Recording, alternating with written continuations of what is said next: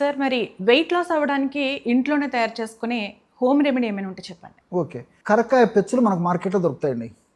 కరక్కాయలు కన్నతల్లిలా కాపాడేటువంటి కరక్కాయలు. కరక్కాయలు అంటే దగ్గుకి యూజ్ చేస్తాం. Exactly correct చెప్పారు. మనకు సంవత్సరం అంతా కూడా చాలా చౌక ధరకు మార్కెట్లో దొరుకుతాయి. కరక్కాయ పెచ్చులు దొరికేట్లయితే కరక్కాయ పెచ్చులు తెచ్చుకొని ఒక 2 రోజులు ఎండించేసేసి కాస్త వేయించేసి పౌడర్ చేసుకోవడం ఒకటి. లేదంటే కరక్కాయ పెచ్చుల పొడే మనకు మార్కెట్లో కూడా దొరుకుతుంది కాబట్టి అలాంటి మంచి కంపెనీ వాళ్ళు ప్రామాణిక కంపెనీ వాళ్ళు తయారు చేసేటువంటి అలాంటి కరక్కాయ పెచ్చుల యొక్క చూర్ణమైనా వాడుకోవచ్చు. కరక్కాయ పెచ్చుల యొక్క చూర్ణాన్ని ఒక 100 గ్రాములు తీసుకోవాలి. ఆ 100 గ్రాముల కరక్కాయ పెచ్చుల యొక్క చూర్ణంలో 25 గ్రాములు వాము అంటే ఓమము అనేటువంటి పేరుతో కూడా పిలుస్తుంటారు. వాము, ఓమము, అజవాయిను ఒక 25 గ్రాములు ఆ వాము చూర్ణం, వామును కాస్త వేయించేసి చూర్ణంలాగా తయారు చేసుకుని 100 గ్రాముల కరక్కాయ చూర్ణంలో 25 గ్రాముల వాము చూర్ణము, అదేవిధంగా ఒక 10 గ్రాముల దాల్చిన చెక్క చూర్ణం, మంచి దాల్చిన చెక్క, బాగా మందపాటి దాల్చిన చెక్కను తీసుకొని దంచేసేసి మిక్సీలో వేసేసి పౌడర్ లాగా తయారు చేసుకుని దాన్ని ఒక 10 గ్రాములు తీసుకోవాలి. ఈ 3 పదార్థాలు కలపడం వల్ల బ్రహ్మాండమైనటువంటి ఫ్యాట్ను కరిగించేటువంటి ఔషధం రెడీ అయిపోతుంది.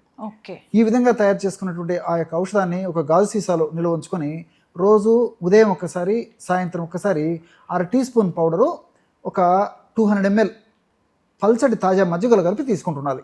ఆహారానికి ఒక అరగంట ముందు ఉదయం ఒకసారి, రాత్రి ఒకసారి 200 ml పల్చటి తాజా మజ్జిగలో 1/2 టీ స్పూన్ యొక్క పౌడర్ కలిపి తీసుకుంటుండాలి. ఈ విధంగా రెగ్యులర్గా ఈ యొక్క ఔషధాన్ని ఈ పద్ధతిలో వాడుకోవడం వల్ల దేహంలో ఏ భాగంలో కొవ్వు కణాల్లో ఎక్కువగా కొవ్వు సంచితమైనప్పటికీ ఆ కొవ్వు క్రమక్రమంగా కరగడం మొదలవుతుంది. అన్నీ మనకు సైడ్ బెనిఫిట్స్ ఉంటాయి. దీనివల్ల ఎలాంటి సైడ్ ఎఫెక్ట్స్ కూడా ఉండవండి. కాబట్టి ఈ పద్ధతిలో తయారు చేసుకునే ఔషధం మరి త్వరగా అయిపోతుంది కాబట్టి మరలా కావాలంటే తయారు చేసుకొని వాడుకోవచ్చు. లేదంటే మ్యాక్సిమము మనకి ఒక 40 days కానీ 2 months కానీ సరిపడేటువంటి ఔషధాన్ని తయారు చేసుకుని కూడా ఒక 2 months వరకు వాడేసేసి తర్వాత కూడా మనం ఫ్రెష్గా తయారు చేసుకోవచ్చు. కాబట్టి ఔషధం తయారైన తర్వాత 2 మాసాలు దాటిన తర్వాత ఔషధ గుణాలు తగ్గిపోయేటువంటి అవకాశం ఉంటుంది కాబట్టి మ్యాక్సిమం 2 మాసాల లోపలే మనం తయారు చేసుకున్న ఔషధం క్వాంటిటీలో తయారు చేసుకొని వాడుకోవాలి. తర్వాత మళ్ళీ ఫ్రెష్గా తయారు చేసుకొని వాడుకోవాలండి. ఓకే, ఇది ఎంతకాలం యూజ్ చేయొచ్చు సార్? ఇది దీర్ఘకాలికంగా వాడుకోవచ్చు. దాదాపు 5 మాసాలు 6 మాసాలు వాడుకొని తర్వాత మళ్ళీ ఒక 1 month గ్యాప్ ఇచ్చేసి మళ్ళీ 5-6 మాసాలు వాడుకుంటుండొచ్చు. ఈ విధంగా రెగ్యులర్గా వాడుకోవడం వల్ల ఎలాంటి ఇబ్బంది కూడా ఉండదండి. ఇది వాడేటప్పుడు ఏదైనా ఫుడ్ డైట్ తీసుకోవాలంటారా? ఎగ్జాక్ట్లీ, చాలా మంచి ప్రశ్న అడిగారండి. ప్రోటీన్ ఫుడ్ బాగా తీసుకోవాలి, ఫైబర్ ఫుడ్ బాగా తీసుకోవాలి, తయారీకి ఆహారం తీసుకోవడం అలవాటు చేసుకోవాలి, రాత్రిపూట పెందలాడే ఆహారం తీసుకోవాలి.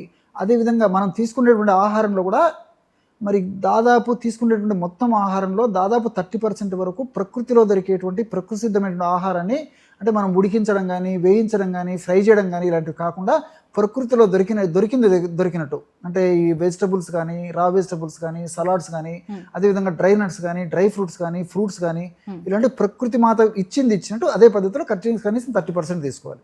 ఇలా తీసుకోవాలి.